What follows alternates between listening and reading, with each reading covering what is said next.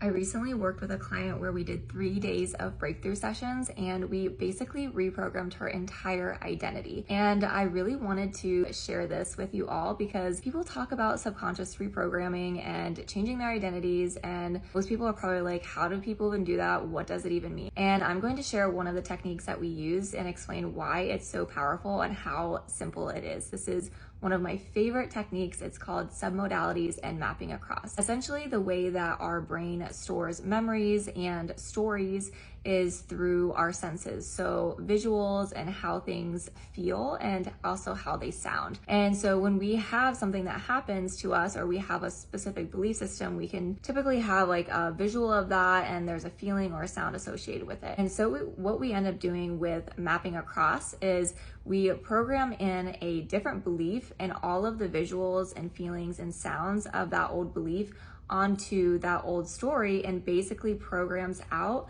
and changes the visual and the feeling and the sounds that are associated with that belief system or that story or something that traumatic has happened to somebody. This can be incredibly powerful because you are shifting how you actually see the world. So to give you an example, I had a memory that had a lot of emotions attached to it that did not feel very good. And what I ended up doing was mapping across to map in an old belief system that is no longer true, like Santa Claus doesn't exist. And I took the visuals and the feelings and the sounds associated with that belief system, and I programmed that old story that was creating this emotional charge for me and made it so it was different. So that scene that used to be really traumatizing or emotional for me, it now reminded me of basically the same traits of what I would think of when I think Santa Claus doesn't exist. So it became less threatening for me, and so now there's way less emotional charge to it. And after I did that, I programmed in a new belief system using a very similar pattern. So you can see how powerful our brains are